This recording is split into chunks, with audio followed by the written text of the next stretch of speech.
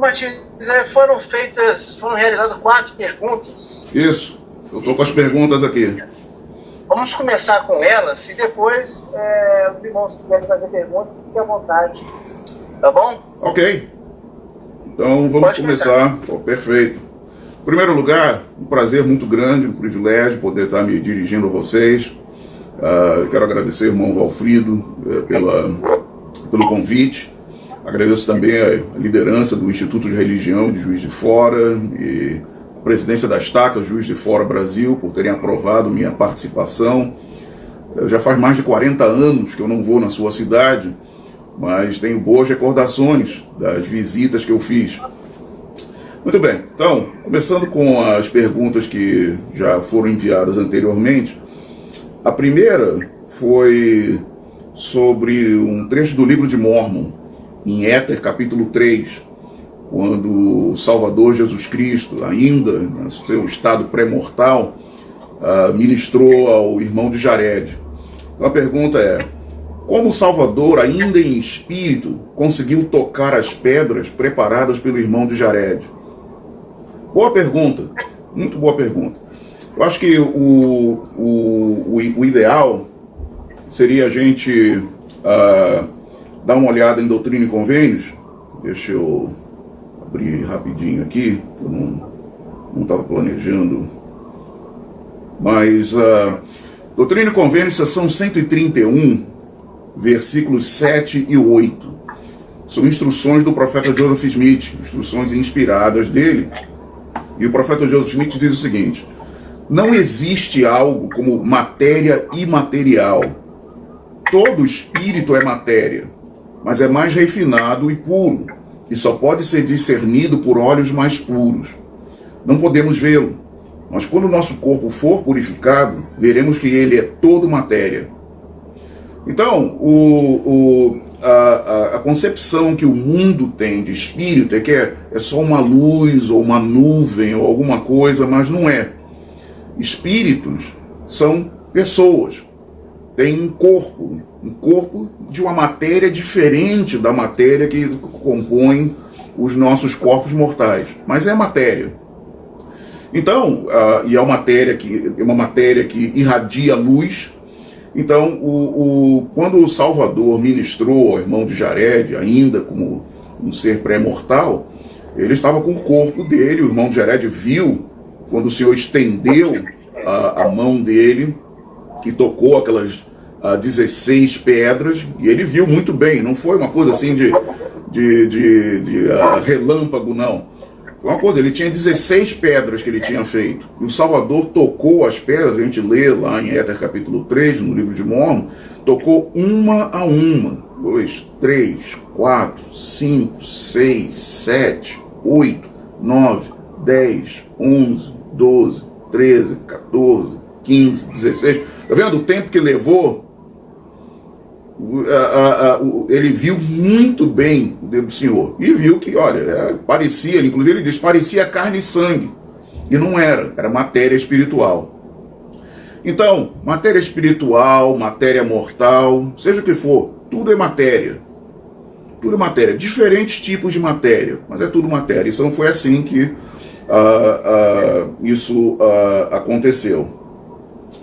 Agora, podemos ir para a segunda pergunta, que é relativa à expiação do Salvador Jesus Cristo, ou efeitos da expiação. E a pergunta é: até que ponto a misericórdia superará a justiça?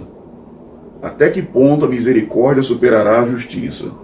Então, para isso, vamos dar uma olhada no testemunho de Amulek, no livro de Mórmon. Então vamos lá para o livro de Mórmon, Alma capítulo 34. Então vamos ver o que Amulek diz no testemunho dele. Alma capítulo 34, eu vou ler aqui dos versículos 14 a 16. Alma capítulo 34, versículos 14 a 16. E eis que este é o significado total da lei. Cada ponto indicando aquele grande e último sacrifício. E aquele grande e último sacrifício será o Filho de Deus. sim, infinito e eterno. E assim ele trará salvação a todos os que acreditarem em seu nome, sendo a finalidade deste último sacrifício manifestar as entranhas da misericórdia, a qual sobrepuja a justiça e proporciona aos homens meios para que tenham fé para o arrependimento. E assim, a misericórdia pode satisfazer as exigências da justiça e envolve os homens e mulheres fiéis nos braços da segurança, enquanto aquele que não exerce fé para o arrependimento está exposto a toda a lei das exigências da justiça. Portanto, apenas para o que possui fé para o arrependimento tem efeito o grande e eterno plano de redenção. Nessas palavras de Amulek, a gente pode ver várias coisas. Em primeiro lugar, nós entendemos, e o próprio Alma Filho explicou isso bem, misericórdia não pode roubar a justiça. Porque Deus, nosso Pai Celestial, ele é perfeitamente misericordioso e perfeitamente justo. Então uma coisa não pode roubar a outra. Então, quando Amulek diz aqui que o sacrifício de Cristo manifesta a misericórdia que sobrepuja a justiça, na realidade o que ele diz, e ele diz em seguida, é que ele satisfaz, a misericórdia satisfaz a justiça. Como? Jesus Cristo se oferece como um sacrifício. Ele diz, olha, eu vou tomar a punição pelos meus seguidores, por aqueles que acreditam em mim. Eu tomo a punição, eu vou tomar a surra que eles deveriam tomar pelos pecados dele. Eu que não tenho pecado nenhum, vou sofrer toda a punição que os homens e mulheres fiéis teriam que sofrer por causa de seus pecados. Então, não é que a misericórdia rouba a justiça. O que acontece é que a misericórdia de Jesus Cristo satisfaz as condições da justiça, daí ele se vira para aquelas pessoas que acreditam nele e diz, olha, já que vocês se arrependeram, eu já tomei sobre mim a punição que vocês deveriam receber. Então vocês estão bem, não devem nada à justiça. Agora, existe também aqui, quando a mulher que está prestando testemunho, ele diz, apenas para o que possui fé para o arrependimento tem efeito o grande e eterno plano de redenção. Então, o que nós podemos ver também aqui é o seguinte, a pergunta era, até que ponto a misericórdia superará a justiça? Podemos dizer que, pelo que nós entendemos, e podemos falar também de Doutrina e Convênios, seção 132, e versículo 27, e outros ensinamentos do profeta Joseph Smith mesmo, que diz o seguinte, olha, a misericórdia supera ou satisfaz as exigências da justiça até o ponto em que a pessoa não cometa um pecado imperdoável. Se uma pessoa cometeu um pecado imperdoável, ali, naquele ponto, a misericórdia não pode mais satisfazer as exigências da justiça. Por quê? Porque essa é uma pessoa para quem a misericórdia já tinha satisfeito as exigências da justiça. E essa pessoa depois, e é importante salientar isso, depois que a pessoa, parafraseando o profeta Joseph Smith aqui, depois que a pessoa teve os céus abertos, ou em outras palavras, teve a garantia de que tinha um lugar reservado para ele ou ela, e essa pessoa, depois disso, depois de ter a garantia de que tinha um lugar reservado para eles, se rebela contra Deus, sai em campo em oposição a Deus, declara guerra contra Deus. Aí então esse é o ponto do pecado imperdoável. Quando as pessoas então negam o Espírito Santo, negam aquilo que elas sabem ser verdade, depois de terem os céus abertos para elas. Ou seja, depois de terem a confirmação do seu chamado à eleição, depois de terem sua exaltação selada a eles, e depois disso, então, se rebelaram contra Deus e começaram a guerrear contra Deus, como Satanás e os anjos dele guerreiam contra Deus. Então, naquele ponto, então, é que a misericórdia não tem mais como satisfazer as condições da justiça. Mas, fora isso, a misericórdia vai satisfazer as condições de justiça para quase todo mundo. Então, essa era a segunda pergunta. Até que ponto a misericórdia superará a justiça? Vamos passar então à terceira pergunta. A terceira pergunta é: seriam as perguntas do templo e tomar o sacramento os marcos definitivos para entrar no reino celestial? Se não, como então seremos julgados? Ótima pergunta. Gostei muito mesmo dessa pergunta. Tem várias maneiras de responder. Eu acho que talvez já aí na mente de alguns de vocês você já tenha alguma ideia de como responder. Aqui vai a minha. As perguntas do templo, tá, elas existem para determinar, simplesmente determinar se nós somos dignos de entrar na casa do Senhor. Dignos de entrar no templo.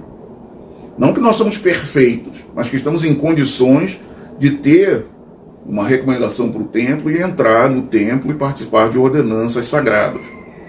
Essa mesma entrevista da recomendação do templo também determina se nós estamos em condições, se nós estamos dignos de participar do sacramento.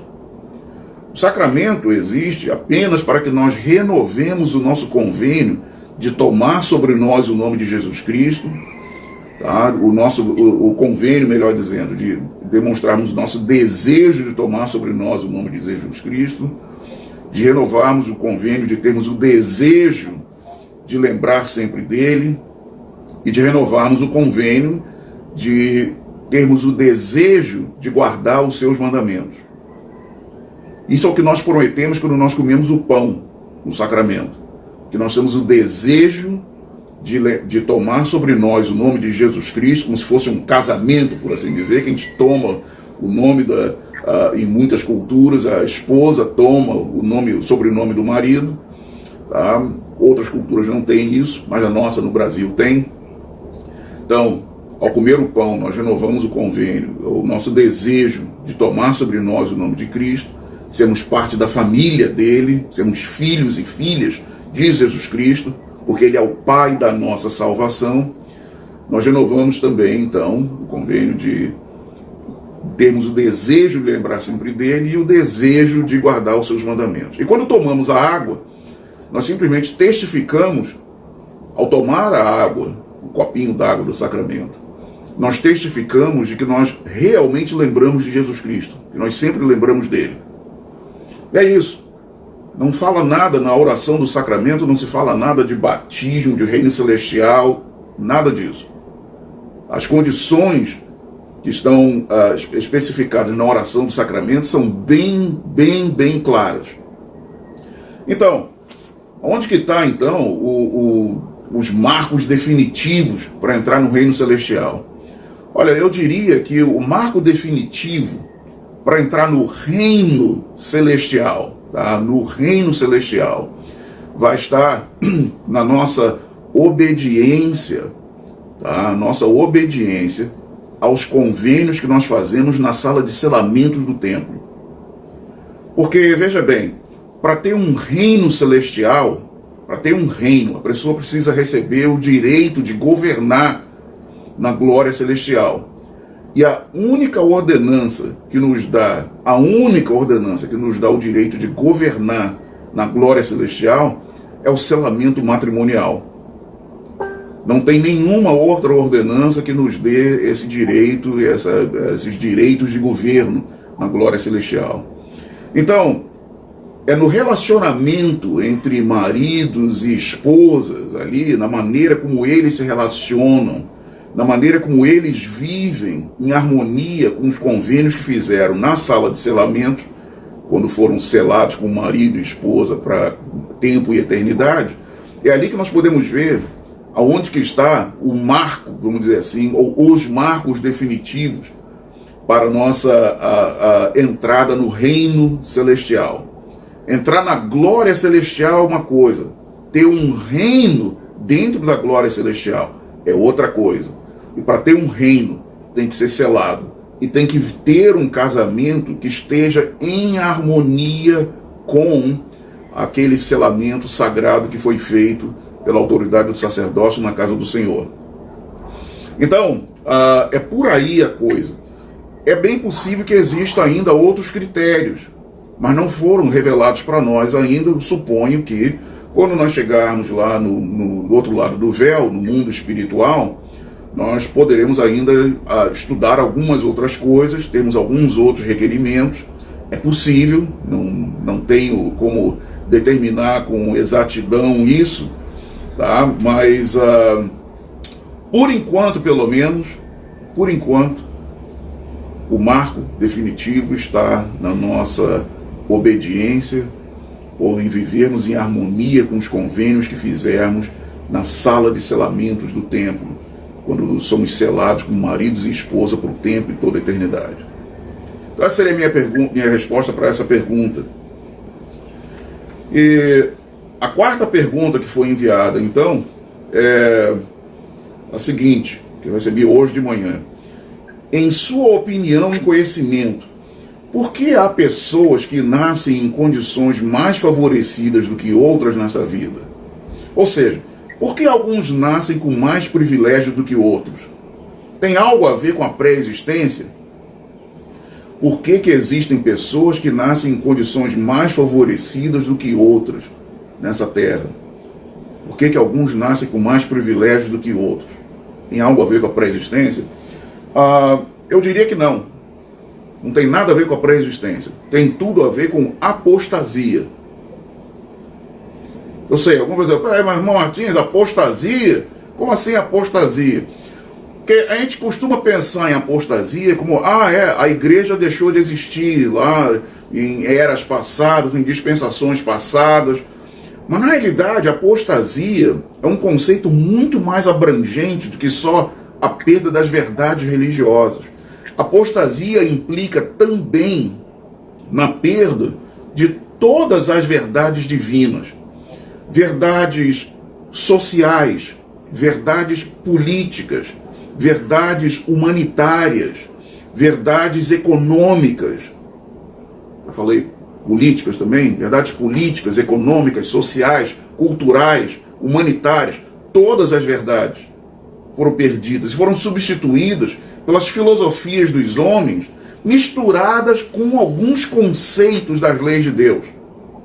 Mas é muito mais filosofia dos homens do que os princípios revelados dos céus. Porque civilização após civilização rejeitou o princípio de revelação divina. E adoraram, criaram, inventaram seus próprios deuses, inventaram suas próprias filosofias e seguiram essas coisas. Então, qual é o padrão, então, do Senhor com relação a isso? Bom, para isso a gente pode ver seção 38 de Doutrina e Convênios. Doutrina e Convênios, seção 38. E alguns de vocês já até sabem para onde que eu estou indo, né? Versículos 24 a 27. Doutrina e Convênios, seção 38, versículos 24 a 27. Olha só. Que todo homem estime a seu irmão como a si mesmo, e pratique a virtude e a santidade diante de mim. E novamente vos digo, que todo homem estime a seu irmão como a si mesmo. Pois qual é o homem entre vós, que tendo 12 filhos, que o servem obedientemente e não faz acepção deles, diz a um, veste-te com mantos e senta-te aqui, e ao outro, veste-te com trapos e senta-te acolá, e olhando para seus filhos diria, sou justo. Eis que isto vos dei como parábola, e é como eu sou. Digo-vos, sede um, se não sois um, não sois meus. O padrão do Senhor é um padrão onde não existe pobreza. O Senhor não quer, Ele nunca quis e continua não querendo essa desigualdade econômica e social. O padrão do Senhor é aquele em que, inclusive o Senhor diz podemos ir na seção 104, começando no versículo 13. Olha só o que o Senhor diz. Doutrina e Convênios, seção 104, versículo 13 a 18. Doutrina e Convênios, seção 104, versículos 13 a 18. Porque é conveniente que eu, o Senhor, faça cada homem responsável como mordomo de bênçãos terrenos, que eu fiz e preparei para as minhas criaturas. Eu, o Senhor, estendi os céus e formei a terra, obra de minhas mãos, e todas as coisas que neles há são minhas. E é meu propósito suprir a meus santos, pois todas as coisas são minhas. Mas é necessário que seja feita ao meu modo. E este é o modo que eu, o Senhor, decretei para suprir meus santos, para que os pobres sejam aumentados naquilo que os ricos são diminuídos. Pois a terra está repleta, e há bastante, e de sobra. Sim, eu preparei todas as coisas e permiti que os filhos dos homens fossem seus próprios árbitros. Portanto, se algum homem tomar da abundância que eu fiz e não repartir sua porção com os pobres e os necessitados, de acordo com a lei do meu evangelho, ele, com os iníquos, erguerá seus olhos no inferno, estando em tormento. Então, o padrão do Senhor é esse, de que, olha, nós utilizemos todos os recursos que existem nesse planeta para ministrarmos, suprirmos as necessidades uns dos outros. Mas o mundo perdeu essa noção. Então, existe todo tipo de desigualdades por causa dessa apostasia. A apostasia, tá? Ou a perda das verdades divinas sobre economia, sobre serviço humanitário. Então é por isso que existe essa desigualdade. Não é por causa da pré-existência, são por causa das condições aqui da Terra mesmo. Apostasia aqui na Terra. O padrão do Senhor é um padrão onde todos são iguais de acordo com as suas circunstâncias. Vocês podem ver isso em seção 51, seção 82, Doutrina e Convênios também, não vou abrir aqui agora, mas seção 51, seção 82, o Senhor fala um pouco mais sobre isso. A Ordem Unida, que era aquela organização dentro da igreja, criada para administrar administrar a implementação da lei de consagração e mordomia. Tá? A Ordem Unida existia para isso, para suprir as necessidades de moradia, de alimentação, de vestuário, de saúde do povo. Esse era o padrão do Senhor. O padrão do Senhor é que todos tenham todas as coisas comuns. Cuidado, não é ter todas as coisas em comum. Não é em comum. Isso, inclusive, é uma coisa que eu falo muito para os meus alunos aqui. Até mesmo aqui nos Estados Unidos, as pessoas sempre, quando eles leem as escrituras, que trazem isso, por exemplo, quarto Nef, ou em Atos, que diz lá que eles tinham todas as coisas comuns entre eles. E as pessoas, na hora de ler, sem querer, colocam uma preposição lá, em. Tinham todas as coisas em comum. Não, a Escritura não diz isso. Tinham todas as coisas comuns. Então, moradia, era comum ter moradia. Era comum ter vestuário. Era comum ter alimentação suficiente. Era comum ter acesso a saúde. Tudo era comum. E esse é o significado da lei. Então, pela perda dessas verdades, por causa da apostasia, da perda dessas verdades econômicas reveladas dos céus, nós temos essas desigualdades sociais, desigualdades econômicas pelo mundo afora. Tudo isso vai ser corrigido quando o Salvador retornar. Os sistemas econômicos que nós temos no mundo hoje em dia são imperfeitos, são criações dos homens. E eles não atendem essas necessidades como o sistema econômico do Senhor. O sistema econômico do Senhor vai atender todas essas coisas. Então, no momento, nós vamos viver o sistema econômico que nós temos. No Brasil, nos Estados Unidos, nós temos um sistema capitalista com elementos de socialismo. Eu sei que o socialismo hoje é uma palavra aí, ruim, mas na realidade nós temos vários elementos. Toda vez que você fala em previdência social, isso é um elemento que veio de um sistema socialista, mas é administrado dentro de um sistema capitalista. Então, a previdência social, aposentadoria, essas coisas todas, mas tudo isso são invenções dos homens, usando o seu arbítrio, e são invenções imperfeitas. quando o Salvador Jesus Cristo retornar e colocar o seu reino, vai durar 1000 anos aqui na Terra, então vamos ter um sistema perfeito. Muito bem, então essas foram as perguntas que eu recebi antecipadamente. Agora então podemos abrir para as perguntas de vocês aí. E vi que nos últimos minutos vários irmãos e irmãs chegaram na capela. Muito prazer conhecê-los, obrigado.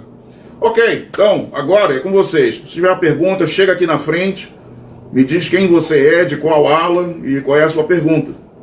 Estou à disposição aqui. Meu nome é Marcos Neto, vou estudar lá Manchester. Eu vejo muito seus vídeos, né? E é uma pergunta bem comum. Mas acho que agora nessa conversa também não vou fazer essa pergunta. Eu acho que vai deixar um pouco mais claro. Referente a muitas das coisas que você recebe, desde o sacerdócio ser concedido aos negros, né, em 1970. Isso seria, porque na página de Rodrigo Mormon fala que se houver algum erro, esse erro é dos homens, né, não é da igreja. Seria talvez uma revelação do Brigham Young ou foi um erro da parte dos homens dele? Olha, uma boa pergunta. De fato, houve uma restrição quanto à ordenação de negros ao sacerdócio até 1978. Agora, com relação se foi erro, se foi revelação, só tem uma pessoa que pode responder essa pergunta. Essa pergunta é o presidente Brigham Young. E no momento ele não está disponível para perguntas e respostas. Tá? Então, no seu caso aí, quantos anos você tem, irmão? 19. Então, no seu caso, daqui a uns 80, 85 anos, você vai poder perguntar ao presidente Brigham Young em pessoa. Tá? E eu prefiro não especular. Só ele sabe a resposta. Uma porção de gente pode ter opinião, eu tenho minha opinião, outros historiadores têm as opiniões deles e tudo. O próprio artigo, as etnias, o sacerdócio, lá no site da igreja, eles colocam lá a opinião dos estudiosos também, mas só o presidente Brigham Young tem a resposta definitiva. Então, temos que esperar. As linhas telefônicas com o mundo espiritual não estão funcionando no momento. Ok? Obrigado. De nada. Mas o importante é que em 1978, o presidente Spencer W. Kimball, os conselheiros dele e 10 dos 12 apóstolos receberam juntos uma revelação. Todos eles, os 13 homens, receberam uma revelação poderosíssima. Isso nós sabemos. E essa revelação confirmou aquilo que está nas Escrituras, que o Evangelho é para todas as nações, tribos, línguas e povos. O Evangelho de Jesus Cristo, incluindo as bênçãos do sacerdócio, as bênçãos do templo, são para todas as nações, tribos, línguas e povos, sem exceção. O que a revelação de 78 fez foi confirmar isso. Tá? Então, lá em 1852, não sabemos, só o presidente Brigham Young sabe. Mas em 1978 nós sabemos que houve uma revelação. Legal? Obrigado. Obrigado pela pergunta. Você não vai perguntar. Olha, eu quero ouvir pergunta das irmãs também, hein? Eu não sou machista, não.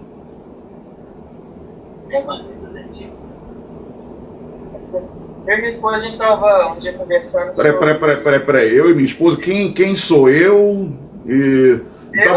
Pois e vai jogar a culpa na esposa? Qual é a minha aula? Não, meu nome é Renan, eu sou da aula Nova Era. Ok. Minha esposa é Amanda, Ok. Oi.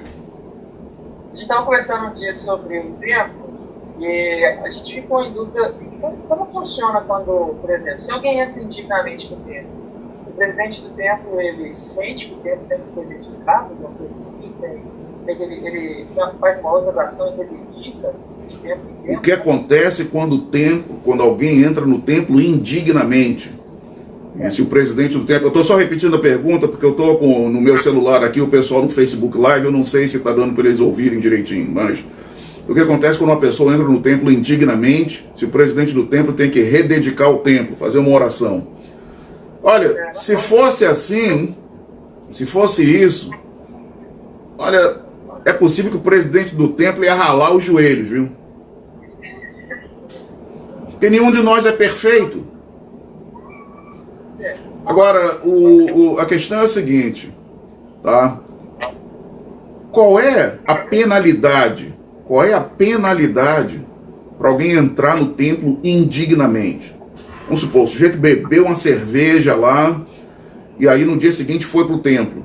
Qual é a penalidade para isso? Qual é a punição para isso daí? Só tem uma punição. Oi? Condenação? O apóstolo Paulo colocou da seguinte forma: o salário do pecado é a morte. Isso mesmo. Essa é a penalidade para alguém entrar no templo indignamente. A morte. Agora, eu não vejo nenhum rabecão tirando gente defunto de dentro do templo. Por quê? Porque quem é que assume essa morte? Oi? A pessoa. Quem é que assume essa morte? A pessoa tem. Tem certeza? Não tem certeza? O que é que você tem aí do seu lado? Eu não sei se é do seu lado direito ou do seu lado esquerdo aí na capela. Tem uma mesa aí na frente, não tem?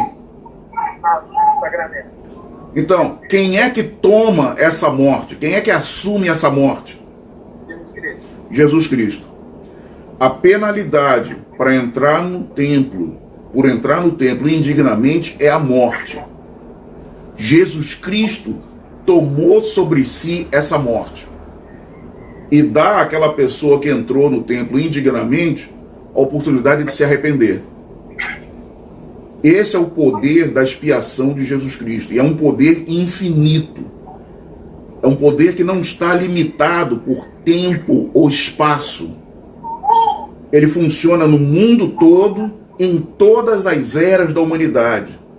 Milhares de anos antes do sacrifício de Cristo e milhares de anos depois do sacrifício de Cristo. Qualquer pecado que nós venhamos a cometer, a penalidade é a morte. Mas as boas novas, o evangelho, é que Jesus Cristo tomou sobre si aquela morte. E nós não temos que morrer pelos nossos pecados. Ele morreu pelos nossos pecados. Uma das consequências desse pensamento é que é o seguinte: olha, toda vez que a gente estiver sendo tentado, seria bom, naquele momento da tentação, a gente tentar vislumbrar na nossa mente o jardim do Getsemane, naquela noite lá em Jerusalém, quase 2000 anos atrás, e o Salvador lá gemendo de dor, em agonia. E imaginar a dor, o sofrimento que ele estava passando, que ele passou, suando sangue, como nós lemos lá em Doutrina e Convênio, seção 19, suando sangue. Lucas registrou isso, e o Senhor confirmou numa revelação ao profeta Joseph Smith, em Doutrina e Convênio, seção 19, suando sangue por todos os poros, por causa dos nossos pecados. E aí a gente tem que perguntar a nós mesmos: puxa, se eu ceder à tentação, seria como eu chegar para o Salvador ali, gemendo de dor, em agonia, e dizer: escuta, Senhor, pode sofrer um pouquinho mais 5 minutos, porque eu quero fumar um baseado aqui? Esse é o pensamento que a doutrina do poder da expiação de Jesus Cristo nos leva a fazer. Olha, conscientemente eu não quero pecar. Pecar, sim, nós pecamos. Agora, uma pessoa justa vai pecar por ou desconhecimento, ignorância. Olha, eu não sabia que isso era errado, eu fiz, olha, mas me arrependo, não vou fazer mais. Ou talvez por acidente, sabe, estava ali, perdeu a cabeça uma hora lá, estava estressado lá, nervoso, não sei o que, falou uma coisa que não devia, ou fez uma coisa que não devia, mas imediatamente, o senhor, puxa, me perdoe, senhor, olha, eu perdi a cabeça aqui, poxa, olha, não era isso que eu queria, olha, me perdoe, vai lá, pede perdão a outra pessoa, se ofendeu alguém, vai lá, pede perdão, essa pessoa se mantém ainda digna. Então, não é o fato da gente cometer erros, cometer pecados, que determina a dignidade. O que determina a nossa dignidade é a nossa decisão de utilizar o poder da expiação de Jesus Cristo nas nossas vidas, utilizar sobriamente, responsavelmente, o poder da expiação de Jesus Cristo. Ou seja, eu não vou premeditar pecados. Eu vou fazer isso porque depois eu posso me arrepender. Não, aí é diferente. Aí é diferente. Aí a gente está indo lá no jardim e diz, olha, senhor, escuta, ali, eu queria ir ali naquele negócio ali, fazer aquela coisinha ali, que eu sei que é errado, mas o senhor só sofre mais 2 minutinhos aí para mim poder me divertir ali. Aí não. Ainda não é um pecado imperdoável, mas é um pecado que vai exigir um pouco mais para a pessoa se arrepender e ser perdoada. Isso faz sentido? Tá? Então, tudo bem. Agora, a gente não quer pecar, nós não queremos pecar conscientemente, não queremos premeditar pecados. Não é um negócio, vale tudo, aí, vamos aí, liberou geral. Não, não é. Aí a gente está fazendo a zombaria da expiação de Jesus Cristo. E nesses últimos dias o Senhor falou que o Senhor não vai ser escarnecido nesses últimos dias. Ninguém vai zombar dele. Ok? Valeu. Boa pergunta. Gostei. E sua esposa tem uma pergunta também, irmã? Tem, sempre tem. Tem? Então, chega aqui, irmã. Chega aqui, faz a sua pergunta. Eu já tirei a dúvida dela. Não, ela não tem dúvida, não. Não respondendo. Ok. Uma irmã chegando aí. Ela é a igreja verdadeira, eu acho. Isso, não tenha dúvida, a igreja verdadeira. Pois não, irmã, diga. Meu nome é Jamile, eu sou da Ala Monteiro. Eu tenho 15 anos. 15 anos, muito prazer. Muito prazer. Eu e meu amigo, nós fizemos uma pergunta no seminário e ela ficou meio que não respondida totalmente, porque era uma pergunta meio complicada. Uma pergunta meio complicada, só meio complicada, né? Tá bom, tudo bem. O que acontece? A gente estava estudando no seminário a morte de Cristo e o Pilatos, ele havia condenado Cristo e o nosso professor do seminário, ele falou assim que, tipo, foi uma escolha dele ter condenado a Cristo, então ele ia receber aquelas consequências e provavelmente seriam consequências negativas. Mas fica uma pergunta, se Pilatos não tivesse condenado, quem ia condenar? Porque ia ter que ter uma pessoa ali no plano de Deus que teria que condenar Cristo para que o plano pudesse ser cumprido. Então eu e esse meu amigo, a gente ficou com essa pergunta, porque, sei lá, seria meio injusto se a pessoa fosse condenada, sendo que aquela pessoa fazia parte do plano de Deus para poder condenar Cristo, senão o plano de Deus não iria se realizar da maneira planejada. Olha, vocês estão de parabéns, você e seu amigo estão de parabéns. Olha, um crânio bom aí, viu? Não é brincadeira não, mas olha, não é complicada a pergunta não, mas é uma pergunta bem profunda, tá? Muito boa pergunta, excelente. E de fato, olha, tem certas coisas relacionadas a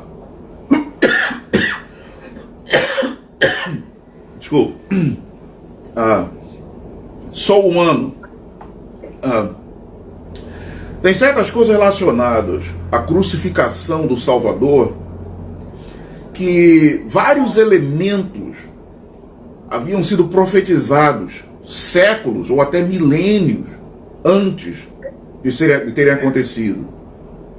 Então, existe um princípio chamado reprobação. Reprobação. Que são as pessoas que são réprobos. Eu sei, não é uma palavra que se usa muito comumente. Que são pessoas que o Senhor utiliza, tá? Pessoas que o Senhor utiliza para realizar certas coisas ruins. Como, por exemplo, aquele faraó lá na época da libertação dos israelitas. Olha, homem duro de coração aquele. Olha aquilo, o Senhor queria demonstrar o poder dele. Então, o Senhor usou o seu poder, a sua influência no mundo, para colocar no trono do Egito, naquela época, aquele homem que ia ser tão duro que o Senhor ia ter que mostrar vários milagres, mostrar várias pragas sobre os egípcios para ele deixar os israelitas livres. A mesma coisa podemos dizer com relação a esses homens lá na época do Novo Testamento. Anás, Caifás, Pilatos, o próprio Judas Iscariotes. O julgamento desses homens necessariamente vai ter que ser deixado nas mãos do Senhor. Porque eles, sem perceber, eles agiram de formas tais que permitiram o cumprimento de dezenas de profecias feitas a respeito do Salvador Jesus Cristo, da sua crucificação, do seu sacrifício expiatório. Cristo não podia ser esfaqueado, ele não podia morrer no flagelo, lá no açoite. Não, ele tinha que morrer na cruz. E não podia ser crucificado só sendo amarrado. Ele tinha que ser pregado na cruz. E não podia ser pregado só na mão, tinha que ser pregado na mão, no pulso. Todas essas coisas tinham que acontecer. Ele tinha que ser deixado sozinho naquele momento. Ele tinha que ser deixado sozinho. E foi deixado sozinho. Todo mundo deu nos calos. João e Pedro estavam lá, mas estavam lá mais ou menos à distância. Pedro, inclusive, chegou até negar lá que conhecia o Salvador. Todas essas coisas haviam sido profetizadas. Que o Salvador ia ter que passar por todo aquele sacrifício, toda aquela provação, aquela tribulação, aqueles horrores todos que ele sofreu sozinho. Então, o julgamento, como eu disse, o julgamento desses homens necessariamente vai ter que ser deixado nas mãos do Senhor. Anás, Caifás, Pilatos, Judas Iscariotes e outros que podem ter influenciado ali. O Senhor que o julgue. Nós não vamos julgar. Ok? Então, é uma pergunta meio complicada e uma resposta meio simples. Tá? Mas, na realidade, nós só vamos ter resposta para essa pergunta lá do outro lado do véu. Então você tem 15 anos de idade, então acredito que você vai ter que esperar uns 85, 90 anos para saber a resposta dessa pergunta. A menos que o Salvador volte antes disso. Se o Salvador voltar antes disso, aí você vai saber muito antes. Irmão Mateus também lá, tá? Vai ter chance de ouvir lá um serão com o presidente Brigham Young, quando o milênio começar, talvez, de repente, aí ele possa falar num serão, tá? E aí você vai perguntar para ele. Qual é a outra pergunta, irmão?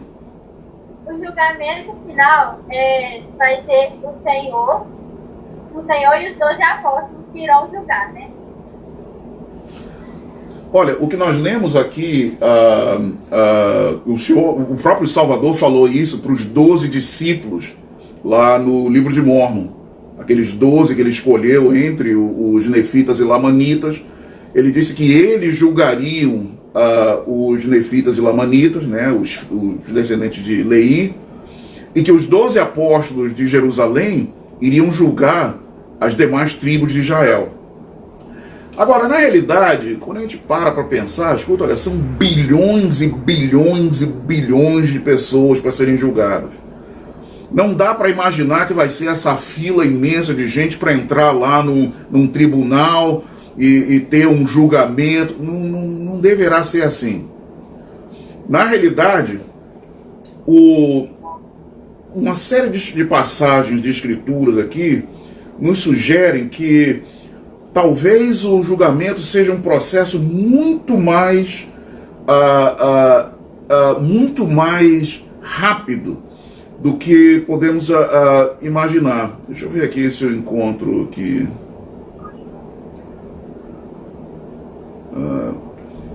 Eu estou aqui em Doutrina e Convênio, seção 1.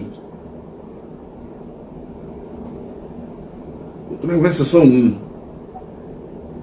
Tá aqui. Seção 1, versículo 10. Para o dia em que o Senhor vier recompensar cada homem de acordo com suas obras e medir cada homem com a mesma medida com que ele houver medido o seu próximo. Então, uma das coisas que a gente descobre aqui sobre o julgamento final é o seguinte, olha, a maneira como nós vamos ser julgados vai ser a maneira como nós julgamos uns aos outros. Então, se a gente julga as pessoas com misericórdia, tá, nós vamos ser julgados com misericórdia. Se a gente julga as pessoas, tá, ali na ponta da faca, ali, tá, super estrito, super rigidamente, nós vamos ser julgados também super rigidamente ali na ponta da faca também. Isso é um conceito também, deixa eu ver aqui, lá, que a gente vê no livro de Mórmon, também no livro de Alma, tá, que é um conceito não muito conhecido, tá, que é o conceito da restauração. Oi? Ele assoprou para você ali? Não. Ele tava falando do negócio aqui que eu fiz. Ok, tá bom. Então, olha aqui, olha. Existe esse princípio de restauração. E não estou falando da restauração do Evangelho, não. E olha aí, eu estou em Alma, capítulo 41, no livro de Mórmon. Meu celular tá lá atrás. Oi? Meu celular tá lá atrás. Seu celular tá lá atrás? O meu tá ali na frente. O meu tá ali na frente, atrás do meu notebook aqui. Tá? Mas eu tô lendo daqui. Então tudo bem, não tem problema. Tá? Alma capítulo 41. Alma, filho, tá falando pro filho dele, Corianton, tá? Aquele missionário, tá? E aqui, um parênteses aqui. Escuta, gente, olha, vamos dar uma colher de chá para Corianton, tá? Tá bom. Ele estava na missão e largou lá a área dele para ir atrás de um rabo de saia lá, tudo bem. Mas depois ele voltou e foi missionário de novo. Tá? Então vamos dar uma colher de chá pro cara, ok? Pelo visto ele se arrependeu, porque a Alma depois mandou ele pregar de novo e ele foi e pregou de novo. Ok? Legal, tudo bem. Fecha parênteses aí agora. Então, a Alma está dizendo para Corianton sobre esse princípio de restauração. E esse princípio é importantíssimo para esse conceito do julgamento final. Olha só o que ele diz aqui. O significado da palavra restauração é restituir o mal ao mal, ou o carnal ao carnal, ou o diabólico ao diabólico, o bom ao que é bom, o reto ao que é reto, o justo ao que é justo, o misericordioso ao que é misericordioso. Portanto, meu filho, sê misericordioso para com teus irmãos, age com justiça, julga com retidão e pratica o bem continuamente. Se fizerdes todas essas coisas, receberás teu galardão. Sim, a misericórdia ser-te-á restituída novamente, a justiça ser-te-á restituída novamente, um julgamento justo ser-te-á restituído novamente, e novamente serás recompensado com o bem. Portanto, o que de ti sair, a ti retornará e será restaurado. O que de ti sair, o que sair de você, vai retornar a você e ser restaurado. Portanto, a palavra restauração condena o pecador mais plenamente e em nada o justifica. Então, podemos dizer que, olha, o julgamento final já está em andamento. E nós temos o poder, através do nosso arbítrio moral, nós temos o poder de determinar qual vai ser o veredito, de acordo com as escolhas que eu estou fazendo hoje, de acordo com minhas ações hoje. Então, o julgamento final não é uma coisa que a gente tem que se preocupar, pois é, daqui a 300 anos, 500 anos, 700 anos, 1000 anos. Não. O julgamento está acontecendo hoje. Nós estamos determinando o veredito do julgamento hoje, pelas nossas ações, pelas nossas decisões, sejam boas ou más. Então, se a nossa intenção, e Nefe fala sobre isso, Nefe, eu esqueço agora, em primeiro Nefe, eu esqueço agora qual é a referência. Mas Nefe diz assim, se buscardes a iniquidade, Nefe nos traz esse conceito de intenção. Se a intenção da pessoa é cometer pecados, a pessoa vai ter então aquilo retornado a ela, injustiça ou condenação retornada a ela. Mas se a intenção da pessoa é justiça, ainda que a pessoa cometa erros, pela intenção dela e o desejo dela de se arrepender continuamente, misericórdia vai ser então restituída ou restaurada àquela pessoa. Então, julgamento final, olha, está em andamento, por assim dizer. E cada atitude que nós tomamos na nossa vida, hoje em dia, seja qual for a nossa idade, seja qual for a circunstância da nossa vida, tá? Nós estamos determinando o veredito a cada momento. A boa notícia é que, por causa da expiação de Jesus Cristo, se em algum momento da nossa vida, olha, puxa, o veredito nesse momento aí é ruim para mim, a gente pode se arrepender e transformar num veredito positivo para nós. Legal? Eu sei, você está me olhando aí, eu nunca li isso, eu sei que você nunca leu isso, mas estou ouvindo aqui de irmão Martins, e daqui a 80 anos você vai saber se é verdade mesmo ou não. Obrigada. De nada, as ordens. Pois não, irmã? Olá, tudo bem? Eu sou a Luísa, da Aula das Américas. A minha pergunta surgiu quando eu vi aquele vídeo do sonho de Lei, da igreja, né? E ele... Qual vídeo que você viu? Qual vídeo? Sonho de Lei. Sonho de Lei. O Sonho de Lei. Ah, sim, Sonho de Lei. Ok, legal, muito bonito, por sinal. Gostei muito também. E ele relata um sonho para a família dele, né? Como acontece, e a gente pode assistir junto com o que ele fala. E ele fala que lá mãe e Manuel olham para a árvore, mas eles viram os copos e decidem ir para o lado oposto. E quando eu fiquei me perguntando como a mãe e Manuel ouviram isso do próprio pai deles, que era profeta. Se eu ouvisse isso, eu já ia desistir, eu não ia nem tentar, porque, poxa, meu pai profeta falou que eu vou virar as costas e escolher outro caminho. Então, eu sei que Lei sempre exortava eles a se arrependerem, a seguir o caminho do Senhor, mas como isso impactou lá a mãe da Moel, será? Eles ouvirem do pai que é profeta, que eles iam escolher o caminho oposto? A resposta é muito simples. Como é que a mãe e Lemuel ouviram o pai que era profeta, ouviram o irmão também que era profeta, dois profetas e videntes.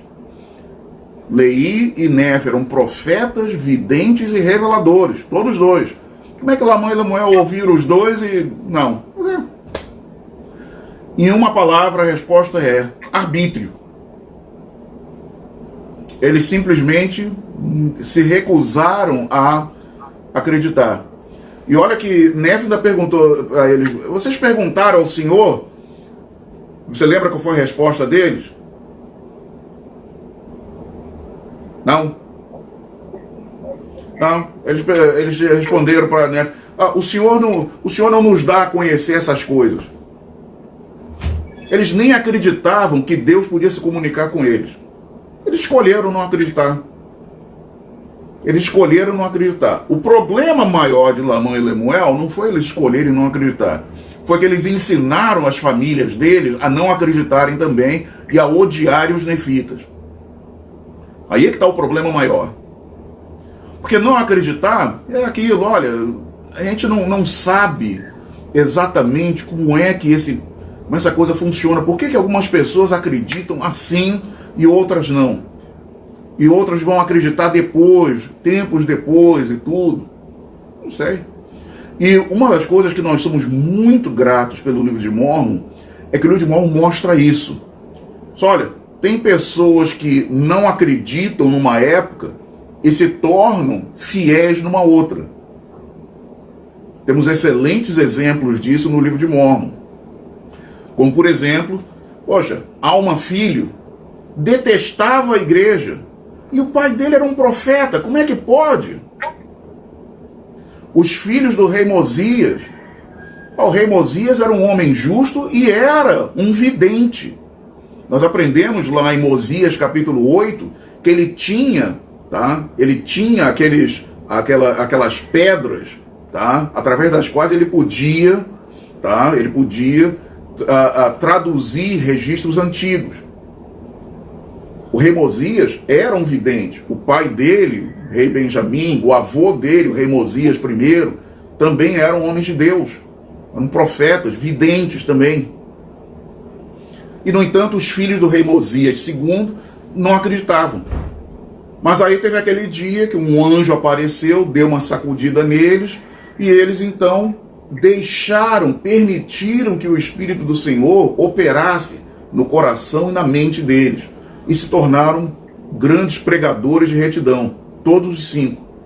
Alma Filho, Amon, Arão, Omner, Rimne, tornaram-se grandes profetas missionários.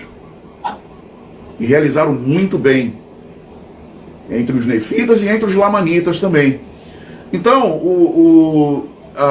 eu me lembro agora, de cabeça aqui, olha, o presidente Spencer W. Kimball, mencionamos ele aqui há uns minutos atrás. O presidente Spencer W. Kimball tinha um filho dele, que era Spencer L. Kimball, que não acreditava. Nasceu na igreja, tudo, serviu missão, mas ele não acreditava que Joseph Smith era um profeta, não acreditava que o livro de Mórmon era verdadeiro. E não aceitava que o pai dele era um apóstolo. E olha, o homem não era iníquo, não. Era um homem bom, se tornou professor universitário, se não me engano foi professor de Direito na Universidade de Chicago, não era um maluco, não, nada disso, não. Esse também não acreditava. E é interessante ver na biografia do presidente Kimball como é que isso doía no coração dele. O fato de que o filho que tinha o nome dele não acreditava. Agora, é aquilo. Não acreditava, mas e depois? O que vai acontecer depois? Muitos dos nossos irmãos e irmãs que não acreditam, muitas vezes, pela minha experiência, é que eles não entenderam certas coisas. E não conseguiram ainda entrar em sintonia com o poder do Espírito Santo. Mas eventualmente vão ter uma chance. Muitos desses não estão desacreditando por iniquidade. A descrença deles não é por causa de rebelião ou de iniquidade. A maioria, eu suponho que a maioria dos membros da sua ala hoje não foram na igreja. Alguns porque estavam doentes, outros por estavam impossibilitados por velhice, outros por serem aí o pessoal que trabalha na área médica, ou bombeiros, policiais, ou transportes, estavam trabalhando. E tem outros que, olha, não foram porque deixaram de acreditar. Agora, se você for falar com muitas dessas pessoas, vai ver que muitas coisas eles não entenderam. Não entenderam que Deus realmente é um Pai verdadeiro, amoroso, e tem um plano de felicidade, que a Igreja de Jesus Cristo dos Santos dos Últimos Dias existe para que nós possamos nos preparar para recebermos essa felicidade que Deus tem. Eles não entenderam isso ainda. Não entenderam o conceito de autoridade do sacerdócio. Mas eles ouviram. Ouvir é uma coisa. Entender o que ouviu é outra coisa. Existe uma diferença entre conhecimento e entendimento. A gente conhece uma porção de coisas, mas nós só entendemos algumas daquelas coisas. Tem uma porção de outras que a gente não entende. E muitas das pessoas que estão afastadas da igreja são afastadas por causa disso. Eu acredito que talvez tenha sido isso no caso de Lamã e Lemuel. Eles ficaram meio mordidos lá, porque era o irmão mais jovem deles lá, que estava dando ordens neles, que era uma das coisas que eles detestavam, quando Nefe vinha e pregava para eles. Você é meu irmão mais jovem, como é que você está falando isso? Quem manda aqui, quem tinha que mandar aqui sou eu. O que é o Lamã, que era o mais velho, não sei o que. Eles não entenderam que não é assim que o Senhor funciona. Olha, o Senhor não chama para ser seus líderes, os líderes do seu reino. O Senhor não chama os que são mais altos, mais velhos, mais bonitos, mais eloquentes. Não é assim que funciona. E Lamã e Lemuel não entendiam isso. Então talvez parte da descrença de Lamã e Lemuel tenha sido por causa disso. Quem sabe? Ok? De nada. As ordens.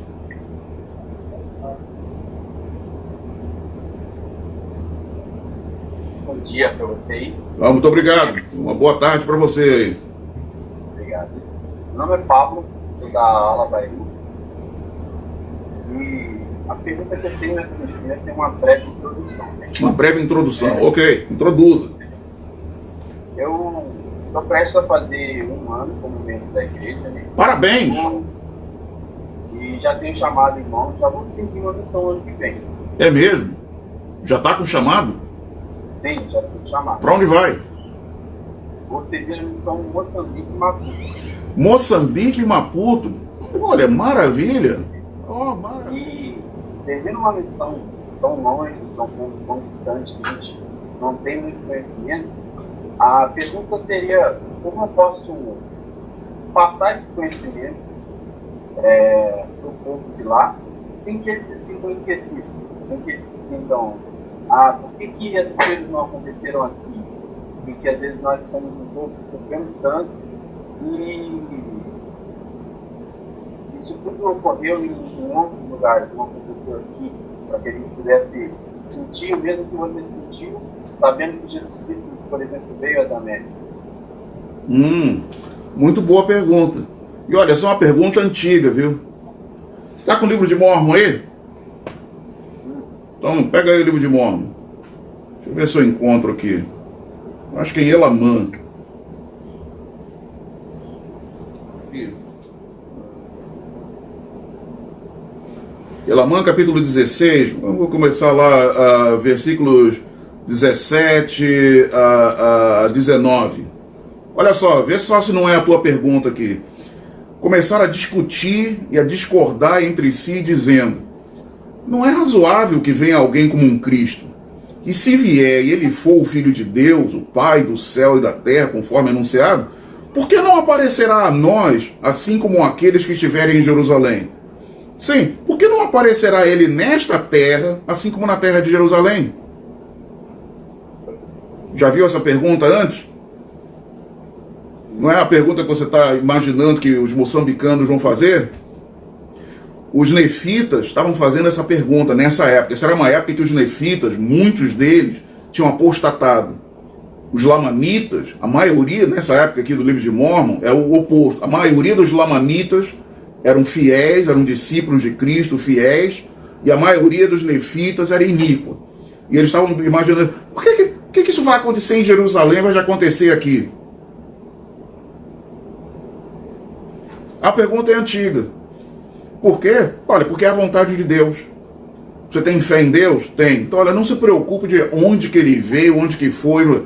Agora, o que você vai precisar testificar para eles lá, é que olha, Deus é Pai de todos nós. E pelo poder do Espírito Santo, nós podemos nos sentir tão próximos de Deus, como se estivesse sentado do nosso lado ali na sala. Independente de onde a gente mora nesse planeta. O poder do Espírito Santo elimina essas diferenças geográficas, culturais, linguísticas, políticas, seja o que for, raciais. O poder do Espírito Santo elimina tudo isso. E a gente se sente como se estivesse ali juntinho do Senhor. E sentimos o amor dele bem próximo da gente. Independente de onde a gente esteja no planeta. Pode estar morando lá numa ilhota no meio do oceano, lá perdido no meio do oceano. Ainda assim, olha, eu estou sentindo que o Senhor está bem próximo de mim. Por causa do poder do Espírito Santo. E não esqueça, o Espírito Santo é um membro da deidade. Ele também é um Deus. O Espírito Santo é tão Deus quanto nosso Pai Celestial e Jesus Cristo. Ele não é menos divino do que o Pai e o Filho. Ele é tão divino quanto o Pai e o Filho. Cada membro da deidade é tão divino quanto os outros membros da deidade. Jesus Cristo é tão divino, ele é tão Deus quanto o Pai e o Espírito Santo. Então, pelo poder do Espírito Santo, não importa onde nós estamos. Por que o Evangelho foi? Por que aconteceu? Por que Joseph Smith, nos Estados Unidos, não sei o quê? Olha, foi a vontade de Deus. Agora, o importante é que, por causa do ministério de Joseph Smith, por causa das coisas que o Senhor revelou, eu estou aqui hoje, aqui em Maputo, ensinando ao senhor, ensinando a senhora aqui o que a senhora precisa fazer para se qualificar, para sentir Deus próximo da senhora, Deus próximo do Senhor, e receber todas as bênçãos e toda a felicidade que ele tem para o senhor ou para a senhora. É isso que você vai ter que testificar para eles, nas suas palavras. Ok? Legal. Irmão Valfrido, estamos chegando na nossa hora aí, então. Tem só mais uma perguntinha. Mais uma perguntinha, ok. Diga, quem é?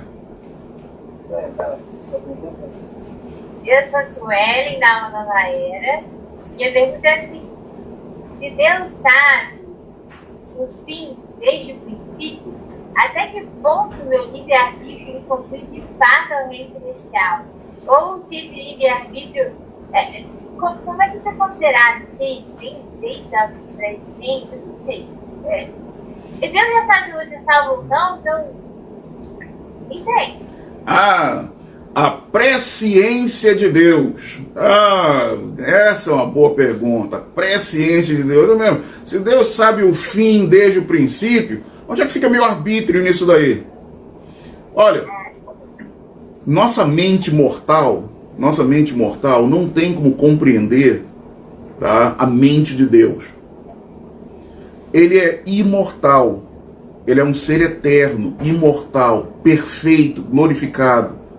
Nós somos seres mortais, imperfeitos, limitados, finitos, tá? Por sermos mortais, somos finitos, tá? Não temos glória nenhuma. Precisamos da luz de Cristo, precisamos da luz do sol, tá? Para manter nossos corpos funcionando. A luz de Cristo, a luz luz solar, precisamos dessas coisas para manter a vida funcionando. Então, tentarmos compreender esse princípio da presciência de Deus é virtualmente impossível com uma mente mortal. Agora, como Albert Einstein costumava dizer, vamos fazer uma experiência em pensamento, tá? Uma experiência em pensamento aqui, né? Imagine que Deus vive no nosso futuro. O lugar onde ele vive não tem tempo. Passado, presente e futuro é um eterno agora para o nosso Pai Celestial.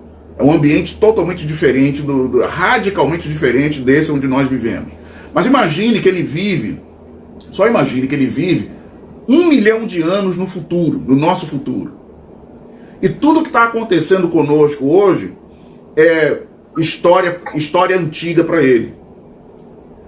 E que ele, então, usando a plenitude do sacerdócio, consegue se comunicar conosco no passado e nos ajudar a evitar coisas que ele já viu que podem acontecer conosco. Ou seja, ele está tentando alterar o passado em nosso benefício. A presciência de Deus não é assim. Mas essa experiência em pensamento nos ajuda a entender essa, olha, bom, então o que acontece realmente é isso. Eu tenho arbítrio. Meu Pai Celestial sabe todas as possibilidades de acordo com as minhas escolhas. Tudo que pode acontecer e todos os desdobramentos de cada alternativa que eu tenho diante de mim.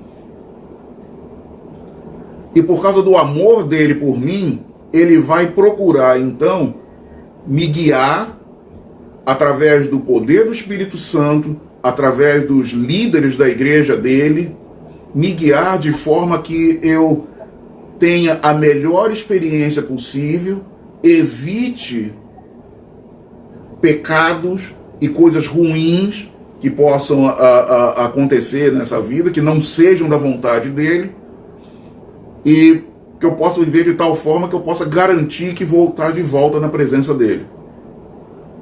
Então, eu não tenho uma resposta para a sua pergunta, mas estou dando para você, então, algumas coisas aí, estou dando um chiclete doutrinário para você ficar mascando esse chiclete doutrinário aí, até o dia em que nós vamos ter corpos perfeitos, glorificados através da ressurreição. A gente vai dizer, isso é fácil, agora é fácil entender. Para um ser mortal, uma mente mortal, limitada e imperfeita, não é fácil entender. Agora, o importante é que ele nos ama e ele vai usar a plenitude do poder dele para nos beneficiar, para nos abençoar, para nos salvar e nos exaltar. Ok. Ok? Obrigada. Ô, Margês, eu posso só fazer uma pergunta? Já fez. Ótimo, então a segunda aí, rápido. É o seguinte, na última conferência geral, na sessão geral para as mulheres, o presidente Nelson, ele falou sobre os tesouros espirituais, um discurso que você mencionou na sua rede social, que, obrigado, presidente, por falar algo que eu já tinha afirmado há muito tempo, que as mulheres possuem o sacerdócio, quando elas vão ao templo. A minha pergunta é, se a alegação dele, que as mulheres possuem o sacerdócio, foi declarado na autoridade geral, e existe ainda uma gama de mulheres nos Estados Unidos, porque a gente aqui não tem muito conhecimento do motivo, o que elas querem mais? O que elas querem mais? É o ofício?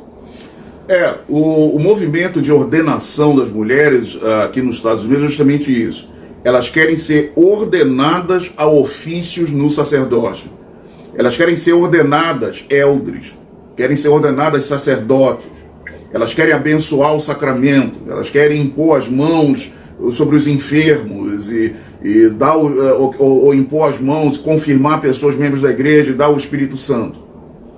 É isso que elas querem. E o entendimento que nós temos da doutrina do sacerdócio no momento, tá, na igreja de Jesus Cristo dos Santos dos Últimos Dias, é que não, olha, as mulheres não são ordenadas a ofícios no sacerdócio, mas agem com a autoridade do sacerdócio. E na casa do Senhor, no templo, elas recebem, quando elas recebem a sua própria investidura, porque em Doutrina e Convênios, o Senhor diz que nós estamos sendo investidos com o poder do alto. Investidos com o poder do alto. Até onde eu saiba, no alto, o único poder que tem é o sacerdócio. É o poder de Deus. Então, homens e mulheres fiéis, quando entram no templo e recebem sua própria investidura, são investidos com o poder do alto. Eles são, como dizem, sessão 138, versículo 30, em inglês, em Doutrina e Convênios, em inglês, tá? Sessão 138, versículo 30, eles são vestidos com poder e autoridade. Em português, traduziram revestidos.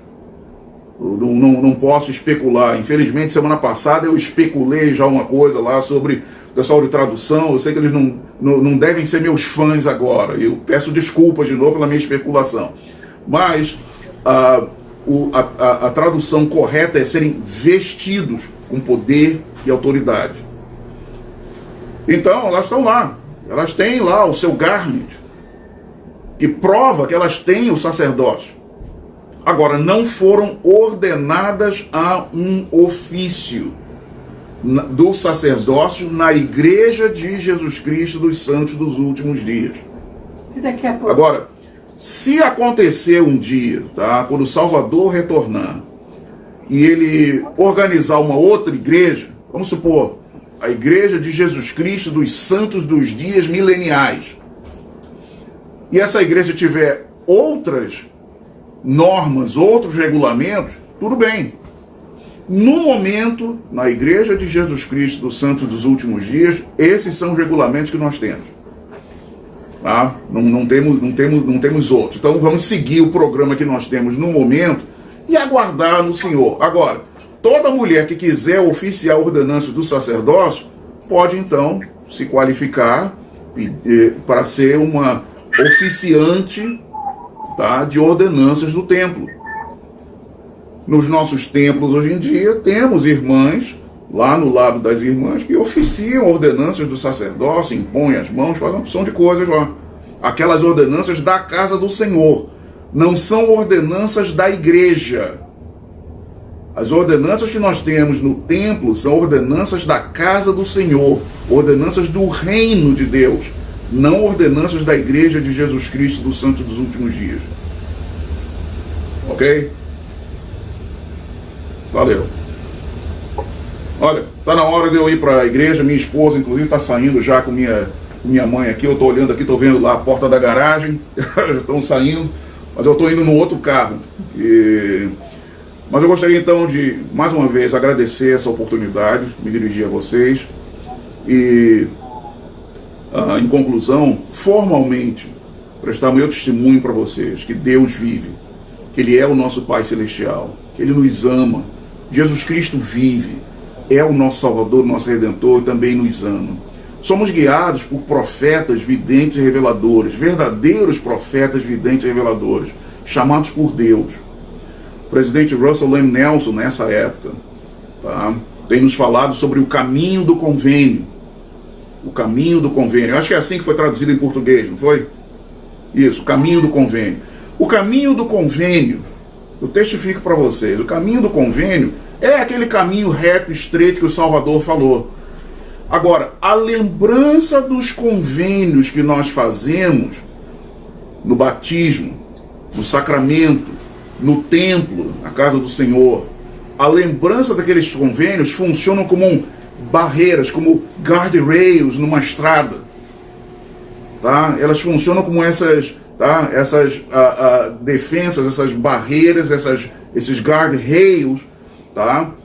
Que nos lembram então os limites, as dimensões, a largura daquele caminho reto e estreito. Ele é estreito, mas ele não é um fio de cabelo. Ele é estreito, mas ele tem uma largurazinha. Só é estreito. E esses convênios nos lembram, nos mostram onde está a largura desse caminho reto e estreito. E isso que o presidente Nelson, entendo eu, chama de caminho do convênio. O caminho reto e estreito, que é então ladeado pela nossa lembrança dos convênios que nós fizemos. E eu testifico que esses são verdadeiros convênios sagrados de Deus. E se nós vivermos de acordo com esses convênios, seremos abençoados com todas as promessas que temos nas Escrituras e todas as promessas que os profetas vivos estão fazendo. Eu testifico disso em nome de Jesus Cristo. Amém. Mais uma vez, obrigado. Tudo de bom para vocês. E eu vou zarpar aqui agora para minha reunião sacramental. Até logo. Um bom Natal para vocês todos. Obrigado. Bom Natal também. Feliz Natal, feliz Ano Novo. Igualmente. Tchau.